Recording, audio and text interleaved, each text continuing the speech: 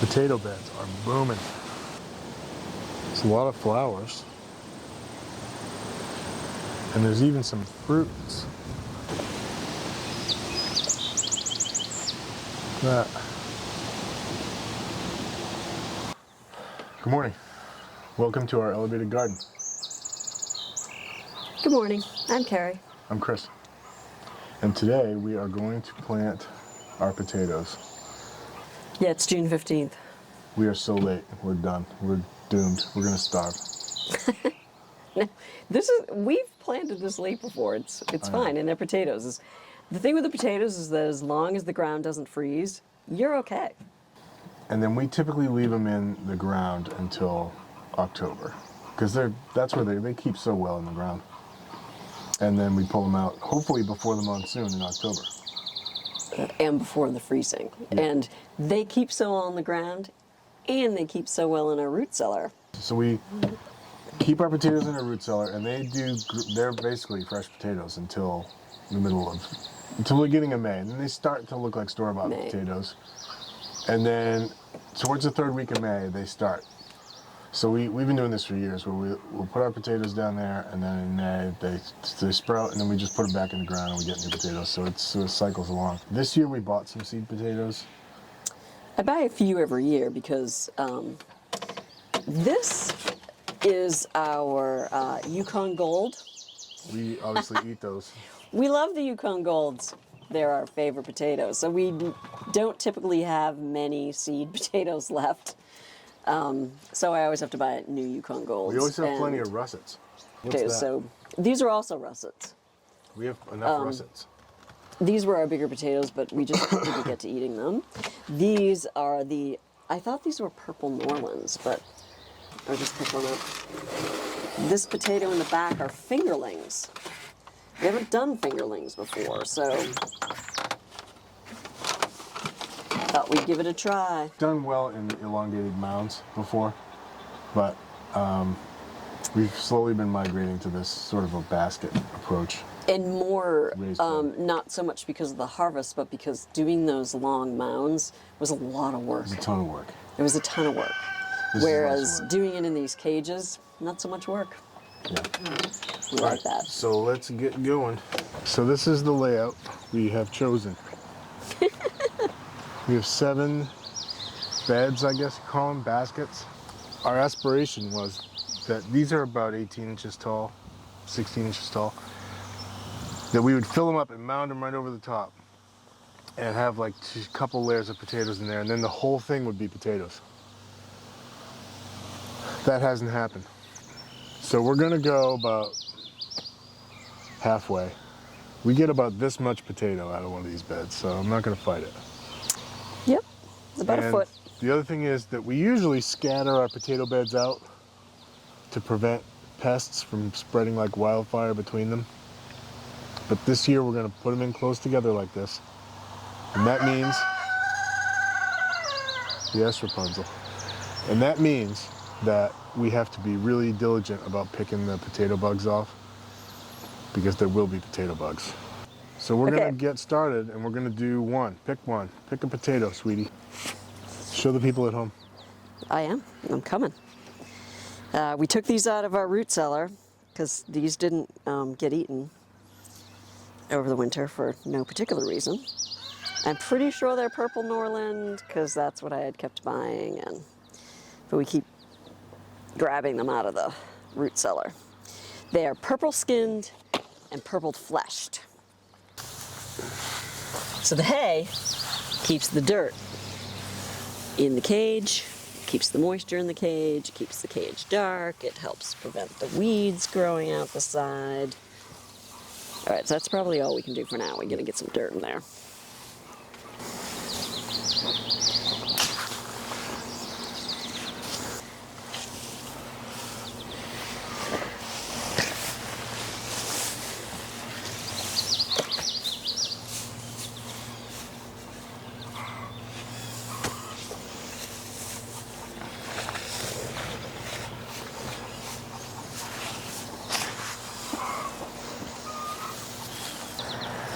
All right, that's pretty good. That is where we're gonna put our potatoes.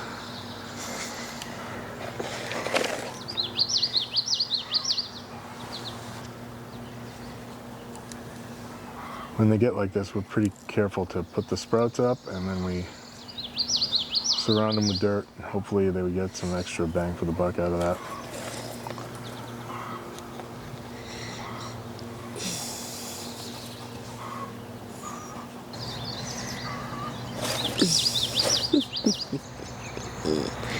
No, I think that's probably as many potatoes as we can squish in there. Yeah.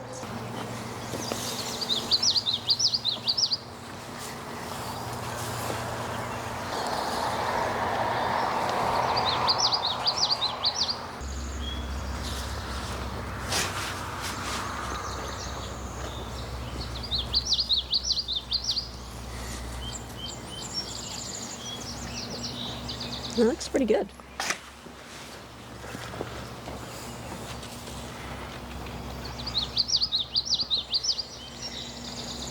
There you go, that's how we do it. Works okay. We're not gonna set any world records, but we get a nice batch of potatoes out of it.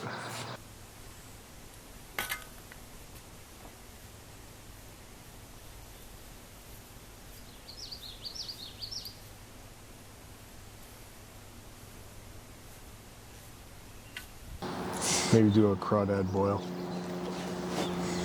Crawdad broil.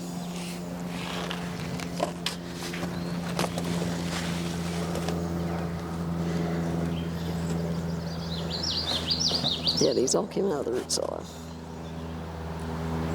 What are we planting now? Russets. Oh boy. It's the last of the russets.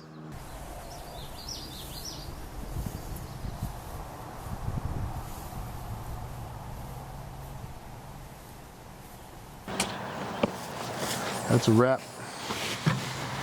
We got the potatoes in. Potatoes in. Sweet. So we didn't label them, but I don't think we need to. We'll know what they are when we dig them up. Yeah, the only ones, that's the purple Norland and that's the Adirondack blue. July 27th. And this is our potato operations. This is probably using this method. We've had good potato crops, but we have the best potato plants this year of all years. And I'm a little bit concerned that this is as good as they're gonna look. So we've had really robust plants, and there's flowers, beautiful flowers. And berries, potato berries. So what I'm going to do today is dust them with dried tenacious earth. If you wonder why this works, Google it. Get a look at what they look like under a microscope. And you'll be able to quickly imagine why insects don't like it. So hopefully I'll grab a fruit off of this and set it aside for next year, and that'll be a cool experiment. And this dried tenacious earth we put on seems to have set back the potato bugs. These, you gotta get these. If you see these, you gotta pick them off. Little slimy, disgusting. They're terrible. Chickens won't even eat them. So there is one of our potato beetles.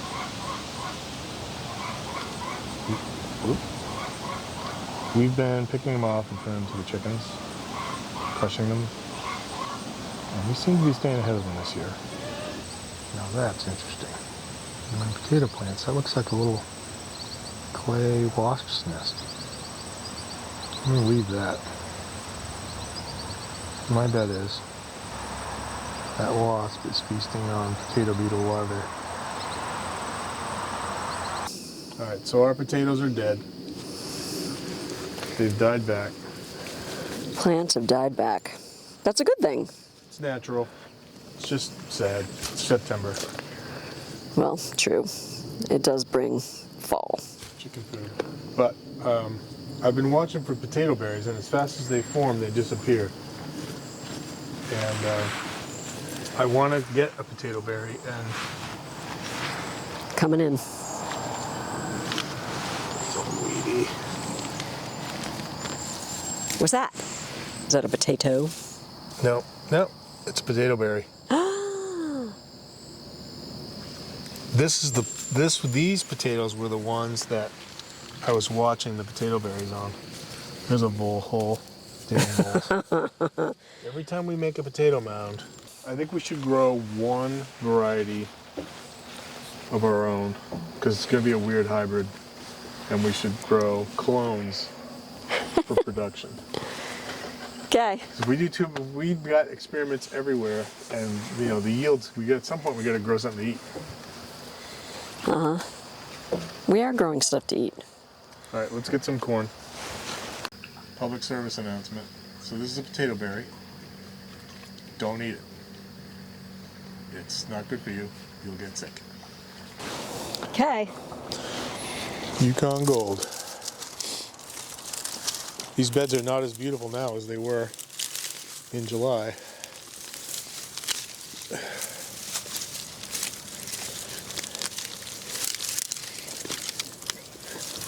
But this is the way we end. It's 10 years of trying different things on growing potatoes, and this is the way we really arrived on, and we're probably not going to change it. No. Works. Potatoes grow. Works great, actually. We got a couple green ones because they're sticking out the tops. Put them in there. They have that chemical in them. I Get a cut the bad green off belly. when we go to eat it. Get a bad belly. Huh. Look at that one. Wow. Lift it up. Oh, there's one. Time to lift the cage. So this is the other reason why we do this, is because once you think you've gotten most of your potatoes, Now we can really get in there. Yeah. And make sure we didn't miss any. We aren't going to reuse these beds, because if you do that with potatoes, for sure, you're going to accumulate pests and potato viruses, and so we're going to put the potatoes next year over there, put the corn over here. This is Yukon Golds again? Yep. Oh. Man, they're really coming out of there. And not many little ones. And I have already been harvesting out of some of these, just, for dinner. Oh, I need a potato. All right, you ready to lift? Yep. Such beautiful beds. It's a shame to take them down. Boy, in July, I shot a video, which they probably just looked at 5 minutes ago. In July, these beds were gorgeous. Okay, russets. Show me what you got.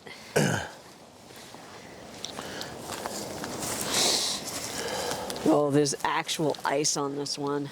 That's so sad. Look at that. Oh, yeah. Yep, happens fast. It's the Oh, that's a caldo corker. verde. It's a Portuguese soup. That's a beauty right there. Could bake Cook that one. onions and potatoes, and then you cook them in chicken stock, and then you puree that, and then you put sausage and kale in it. It's so good. It is good.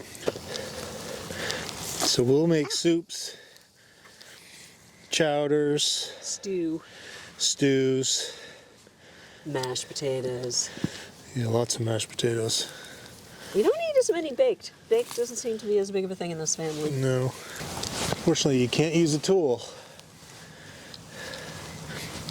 These just damage your potatoes, so you gotta root around in the mud with your hands. Oh, man, I'll give up on a spot and then a potato will roll out of that. How many hills of russets do we have? 2. Oh. Which one is that? That one. Yeah. So we're tempted, I'm tempted anyway, to grow these potatoes in one of our elevated gardens. I know. Especially now that I've been bending over for the last half an hour. When we put them in and when we harvest them, we're like, why are we doing it this way? But if there's one thing about clay soil in Maine, it grows potatoes. And we'd have to dig them out of those. Trying to minimize the digging in the permaculture beds. Can't get down. I want to try peanuts. I want to try peanuts.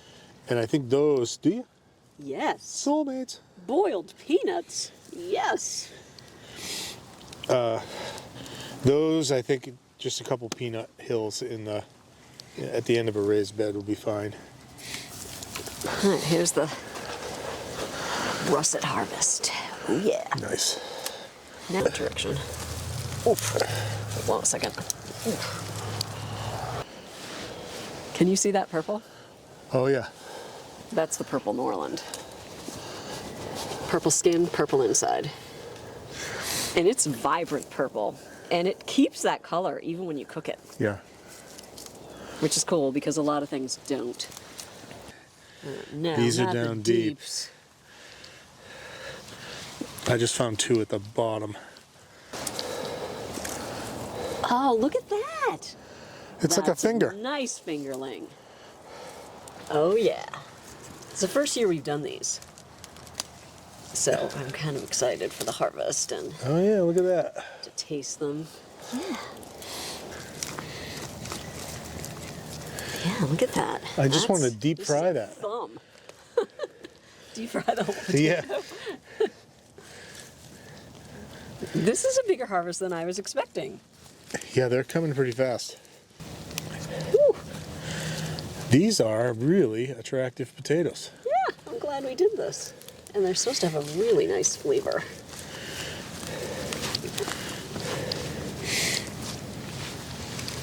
And the yield is so far pretty impressive. I'm surprised how many there are. Well, and they're really they're dense. They're packed right in. That's a pretty good haul of fingerlings. We're not even halfway through this. All right, let's pull it up. Oh, it's getting dark. We're gonna run out of daylight. Oh. Look at that fingerling pile. It's totally as big as the purple New Orleans and blue Adirondacks. Oh, easily.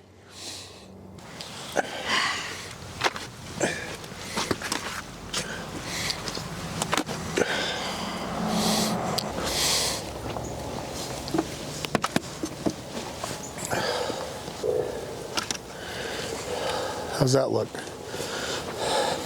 Delicious.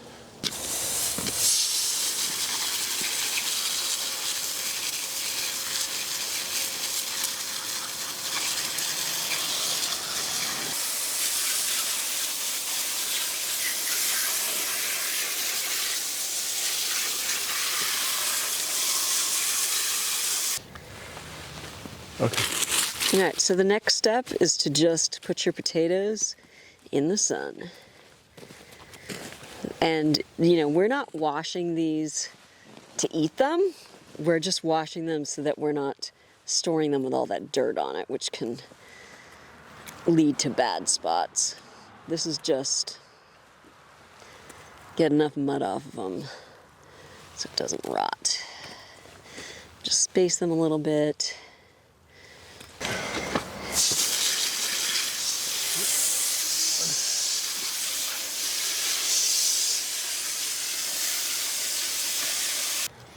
They're little cucumbers. Yeah.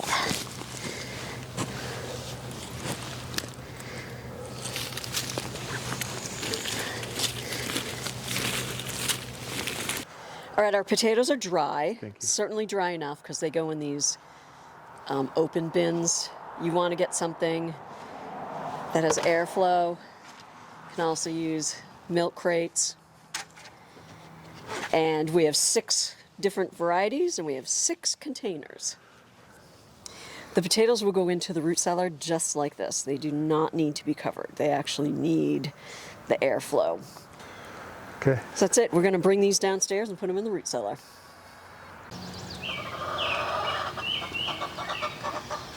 The internet does not need another how to plant potatoes video.